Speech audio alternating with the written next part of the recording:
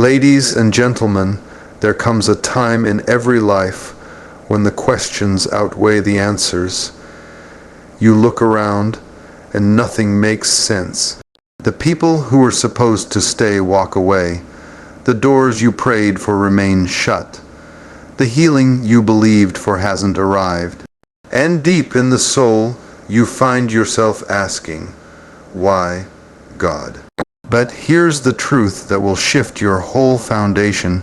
God doesn't always give you understanding because He's offering you trust instead. His purpose is not bound by your comprehension. His will is not limited to your logic. There are some things that are too high, too wide, too deep for your human mind to grasp. And yet, just because you don't understand, it doesn't mean it's not working for your good. You've been trying to trace the hand of God when all He's asking you to do is trust His heart. You keep looking for patterns, explanations, and clarity, but He's weaving something so intricate, so divine, so eternal, that if He showed you the blueprint, you'd try to rewrite it. He doesn't need your permission to fulfill His promise. He doesn't owe you a preview to confirm His power. What you call confusion is often construction. What feels like chaos is really divine choreography. You don't see the whole picture because you are in the frame, but He, the master artist, sees the end from the beginning. You see delay, He sees development. You see a detour, He sees direction. You see loss, He sees legacy. And the real challenge is not in the pain you endure, but in the trust you extend while you wait. Because there's a purpose wrapped in every problem. There's glory hidden inside every groan. There's a greater plan, even when the pieces feel like they don't fit. Sometimes God will allow the storm not to scare you, but to strip you. To strip you of false security. To strip you of idols you didn't know you had. To strip you of the need to control. Because you can't see purpose clearly with pride in the way. So He brings you low. Not to break you, but to build you from the ground up. So when He elevates you, your foundation won't crack. And hear this, if you always understood what God was doing, it wouldn't be faith, it would be fact. But He's not building your life on facts, He's building it on faith. Faith that walks in the dark, faith that praises in the pain, faith that says, even when I don't see it, I still believe it. You don't have to know the why when you know the who. And the one who holds your life doesn't make mistakes. He doesn't waste suffering. He doesn't abandon His own. So don't despise the seasons that don't make sense. They are the soil where trust grows. Because even when you don't understand the path, you can rest in knowing the purpose is always in motion. There's something sacred about pain that we often overlook. We're so quick to run from it, hide it, deny it, and numb it, that we miss the hidden treasure inside it. You see, pain has a way of exposing what comfort covers. Pain will show you who you are, what you believe, and where your faith stands. It strips away the extra and leaves you face with what's real. And let me tell you, there is a purpose in your pain. It is not random. It is not wasted. It did not come to kill you. It came to shape you. You can't ask God for growth and expect ease. You can't pray for strength and avoid struggle. You can't beg for purpose and skip the process. God does some of His deepest work in your darkest moments. He doesn't just use the mountaintop experiences. No, He uses the nights you cried yourself to sleep. He uses the betrayals, the heartbreaks, the closed doors, the lonely roads, the disappointments. That's where the oil is pressed. That's where character is carved. That's where destiny is forged. And some of the very things you thought were breaking you were actually building you. Every no, that crushed you was a setup for a better yes. Every storm that shook you was God showing you how to walk on what once threatened to drown you. You learned how to stand when the ground beneath you gave way. You found your voice after it had been silenced. You rose from the ashes others buried you in. That's not by accident. That's the power of divine purpose operating through your pain. You see, diamonds are formed under pressure. Gold is purified through fire. And you, beloved, you are becoming something rare, something powerful, something heaven, crafted through everything you've endured. And it may not feel good, but it's working for your good. The pain taught you how to pray. The pain taught you how to worship when there was no music. The pain taught you how to stand when you wanted to crawl. The pain taught you how to trust when nothing made sense. That pain taught you don't curse what crushed you. Don't despise what developed you. Don't run from the very thing that is stretching you into your purpose. God doesn't waste pain. He recycles it into purpose. He transforms wounds into wisdom. He turns burdens into breakthroughs. And though it didn't feel holy while it happened, the result is divine. So wipe your eyes and hold your head high. That pain was a passport. It gave you access to places comfort could never take you. And the next time life knocks the wind out of you, remember this. You're not being punished, you're being positioned. You're not being buried, you're being planted, and what grows next will blow your mind, because pain in the hands of God becomes the birthplace of power. There comes a point in your journey where the silence becomes deafening. You've cried all the tears, prayed all the prayers, and done everything you know to do, and still no answer. Still no explanation, still no breakthrough, and in those moments doubt creeps in, questions echo in your mind. God, where are you? Why won't you speak? What am I supposed to do now? But hear this. Faith is not proven in clarity, it is proven in chaos. Trust isn't built when everything makes sense. Trust is built when nothing makes sense, and you still choose to believe. You want the answers, you want the details, you want the full picture. But if you had all the information, there would be no need for trust. Trust doesn't grow in certainty, it grows in the soil of mystery. It takes root in the places where your logic ends. It stretches in the gaps between your questions.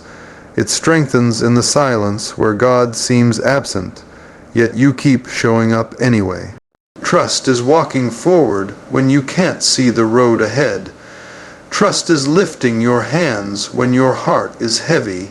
Trust is praising God for what He hasn't done yet. It's believing in His faithfulness even when your circumstances scream otherwise.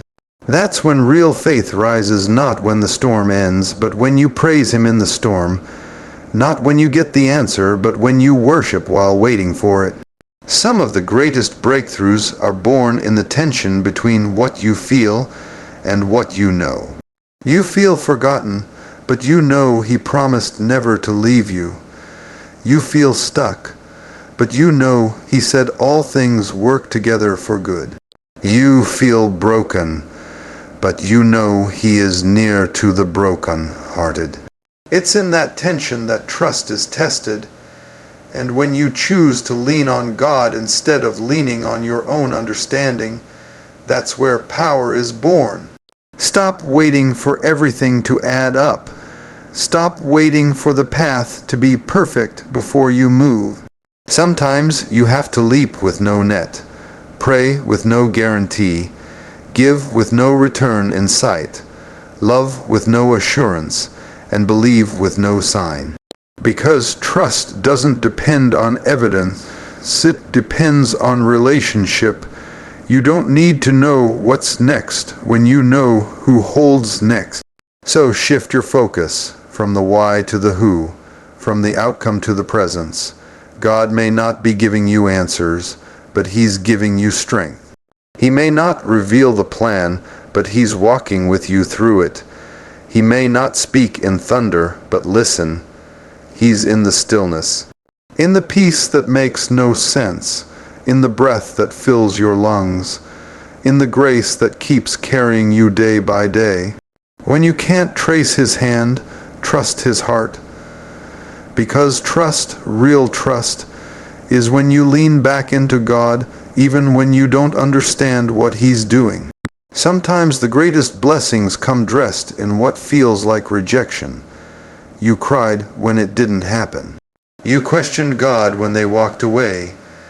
You begged for that door to open, but no matter how hard you knocked, it stayed closed.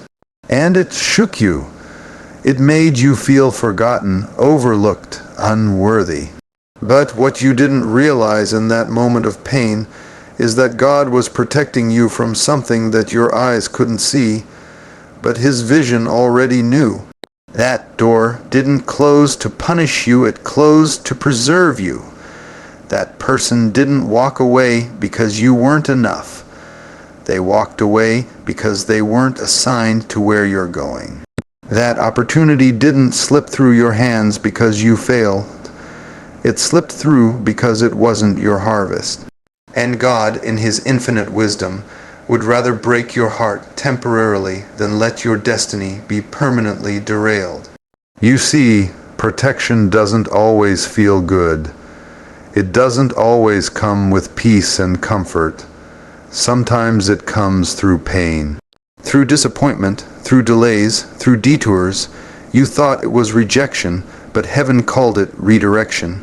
Because if you had gotten what you wanted when you wanted it, it would have robbed you of what you needed for where God is taking you. He knew the weight that blessing carried.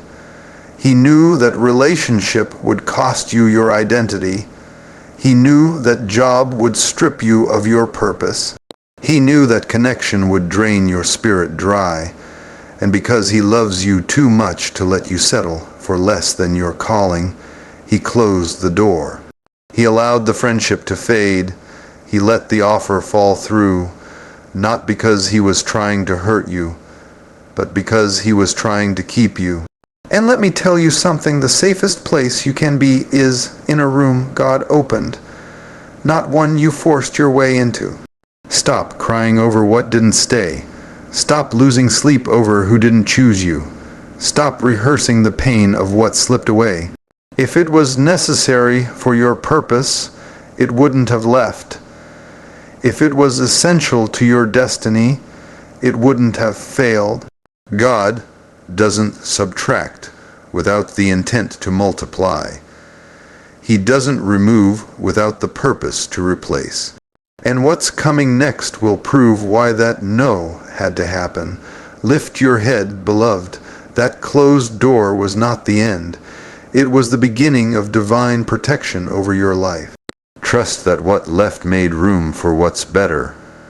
And when you see the beauty of what God brings next, you'll stop asking, why didn't it happen?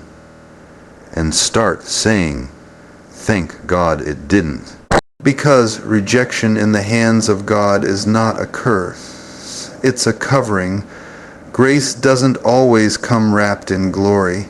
Sometimes it shows up in the middle of your mess, when you're on the verge of giving up, when everything you thought would work has failed, and you're too tired to even pray. Grace doesn't wait for you to be strong. It steps in when you're weak. It's the gentle hand that holds you when you've got nothing left to hold on to. It's the power that carries you when understanding has walked out the door. When you don't have the answers, when the questions are louder than your faith, grace whispers, I've got you. You don't have to know why everything happened. You don't have to have all the details, all the clarity, all the logic. Because God's grace is not dependent on your understanding. He doesn't wait for you to figure it out. He covers you in the middle of confusion, and while you're reaching for explanations, He's already working out restoration. While you're stuck in what you lost, He's preparing what you're about to walk into. Grace steps in and fills the space where your strength ran out and your faith felt thin. You thought your understanding would hold you. You thought knowledge would stabilize you, but it was grace. Grace held your mind when you were losing control. Grace wrapped around your heart when it was shattered. Grace showed up in the form of a friend, a word, a song, a moment of peace that didn't make sense. That wasn't chance. That was heaven intervening in your reality. And the thing about grace, it doesn't wait for you to be worthy. It doesn't require that you've done everything right. Grace shows up when you're broken, when you're doubting, when you're frustrated, when you're ready to walk away from everything because nothing is working. And just when you're about to fall apart, grace becomes the glue that holds your soul together. You've survived things that should have broken you. You've come through storms that were supposed to drown you. You've endured nights that were too dark to see your own hands. And you're still here. That's not because of your own doing. That's because grace stood between you and destruction. Grace fought battles on your behalf that you never saw. Grace covered your children, your mind, your future. Grace blocked things that were designed to take you out. So don't worry if you don't understand what's happening. Don't stress if the answers don't come. Understanding will come later, but grace is available right now. And it's enough. You can stand because of grace. You can keep walking because of grace. You can lift your hands even when your heart is heavy, because grace is working behind the scenes. When understanding fails, when reason runs dry, when logic can't explain it, grace takes over, and grace never fails. There is a power that rises when your praise refuses to bow to your pain. There's a strength that awakens when you choose to worship, not because everything is right, but because you trust the one who holds the outcome. When life doesn't add up, when the questions are louder than the answers, when the storm is raging and the boat is rocking, that's when your worship becomes a weapon. That's when praise becomes your battle cry in the middle of the unknown. Anybody can sing when the sun is shining. Anybody can shout when the blessing shows up. But what about when the night is long and the silence is thick? What about when God seems quiet and heaven feels distant? That's where real worship is born, in the dry places. In the valleys, in the fire, that's where your worship gets its weight. Not from what you feel, but from who you know. You may not understand the path you're on, but worship will anchor your soul. It pulls your focus away from what's confusing and places it on what's unchanging. Worship reminds you that even when your world is spinning, God is still seated on the throne. Worship says, I may not know the why, but I know the who. It tells your spirit He's still good even when life doesn't feel good. When you lift your hands in the middle of heartbreak, heaven leans in. Because worship in the unknown is the purest form of trust. And don't think your worship is empty. Don't think your praise is powerless just because the situation hasn't changed. Worship doesn't always shift the circumstance, but it will always shift you. It changes your posture. It lifts your eyes. It strengthens your heart. It brings peace where there was pressure, joy where there was heaviness. Worship invites the presence of God into the very place the enemy tried to destroy you. When you worship in the unknown, you're telling hell, you don't get the final word. You're telling fear, you don't run this house. You're telling doubt, you're not my master. Worship isn't just emotional expression. It's spiritual warfare. It's how you fight when your hands are tired. It's how you stand when your knees want to buckle. It's how you keep moving forward when everything around you tells you to quit. So don't wait for clarity to give God glory. Don't wait for the breakthrough to begin your praise. Open your mouth in the middle of the mystery. Lift your voice in the middle of the valley, because the enemy can steal your comfort, but he can't take your praise unless you give it to him. Let your worship rise from the ashes. Let your praise echo louder than your problems, because when you worship in the unknown, you declare, I still trust you. And that trust opens the door for heaven to move in ways beyond anything you could ask, think, or imagine.